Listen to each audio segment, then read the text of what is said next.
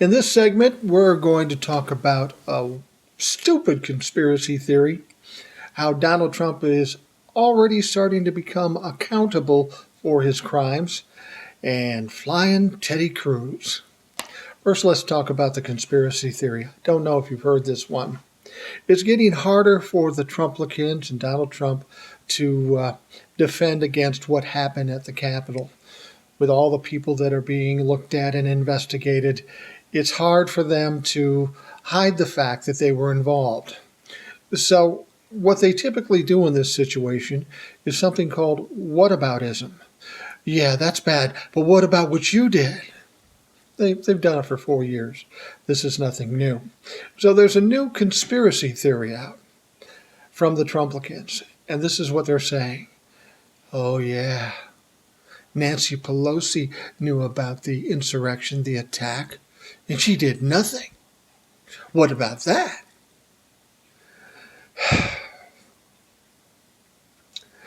Well, here's my thought on that. You got to apply a little critical thinking when you come up with something as stupid as that. Even if you don't trust Nancy Pelosi, even if you think she's a demon in disguise, let's just look at this a little bit. Put a little thought into it. Okay, first of all, Nancy Pelosi is supposed to know about the attack, and she did nothing. So, are you telling me then that she knew they were going to attack the Capitol and interrupt the constitutional certification of the Electoral College for Joe Biden? Are you then suggesting that she's some kind of secret Trump fan? Yeah, that makes no goddamn sense. That's stupid. Why would she have them come to the Capitol to stop them from doing something she wants done? And that's not even the worst part. These clowns that attacked the Capitol were screaming that they wanted her head. They wanted to kill her. So if she knew that, and she did, are you telling me she's saying, yeah, they're coming, but don't tell anybody. It's going to be awesome. Come on. I know you Trumplicans are a little bit limited in your intellect, but we're not. Don't treat us like we're idiots. We know better than that. There's no way there's anything to that conspiracy theory. And if you even utter it again, you're an absolute idiot. You should be laughed at for saying that. Wow. Next up, Donald Trump is found not guilty in his impeachment trial. Everybody's upset and crying, oh, he'll never be accountable. Nothing will ever happen to him. He's the Teflon Don. He'll slip away. And I've said from the beginning, no, he was never going to get convicted in the impeachment because there's too many low integrity, slimy Republicans that want to stay on his side. But understand something. They're going to find that they made a mistake because of the things that are coming, and they're going to realize they're on the wrong side, and they are going to start backpedaling so goddamn fast it's unbelievable. What happened is the Manhattan DA, Cyrus Vance, he just hired a hired gun, Mark Pomerantz. Now, this is a high-powered lawyer, well-known. He's been in front of appellate courts and the Supreme Court. He's a badass.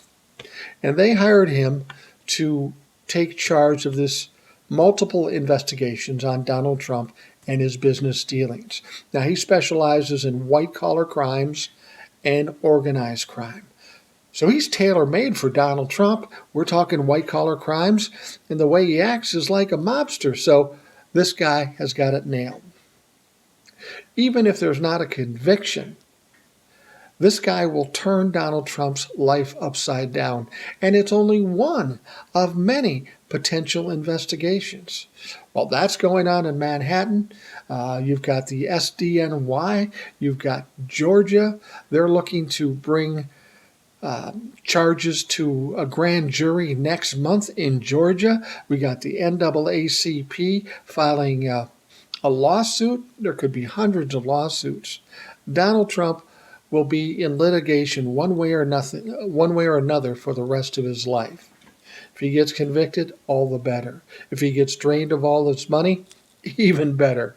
If he's defamed and can't do anything for the future, all the better. Even if he doesn't go to jail, he's going to be destroyed because you know he's guilty. You know he has a number of crimes.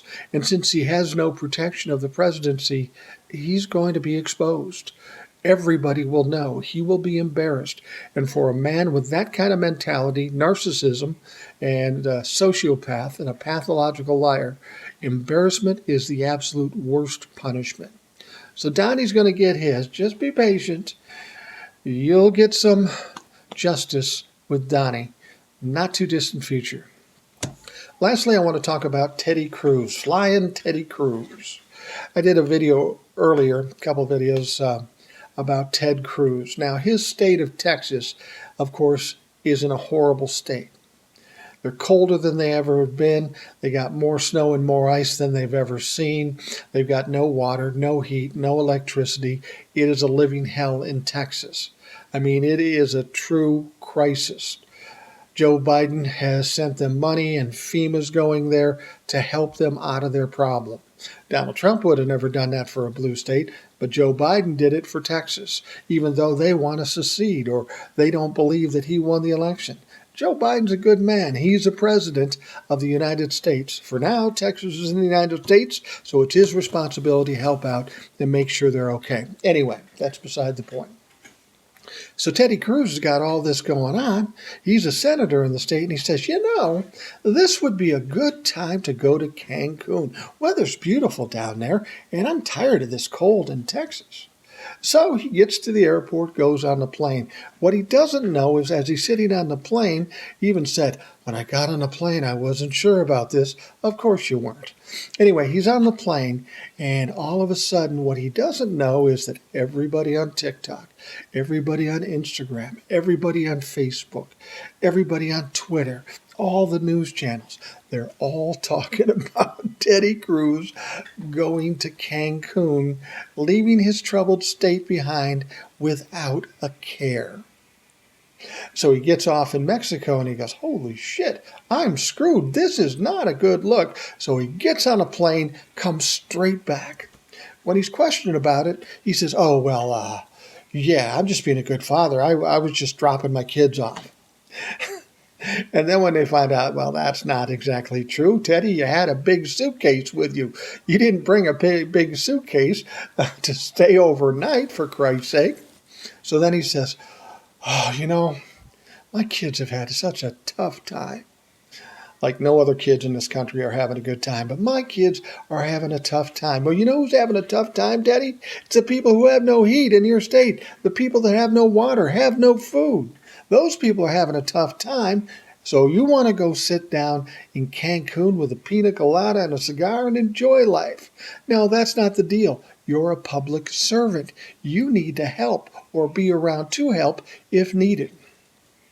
So Teddy is kind of upset and frazzled, and the fact of the matter is that he's the guy that would shame people for not being where they're supposed to be in a crisis. So Teddy, here's what you got to look forward. No way you're going to be president. And you'd be very lucky if in 4 years Beto doesn't kick your ass. Thanks for joining me on Rational Boomer.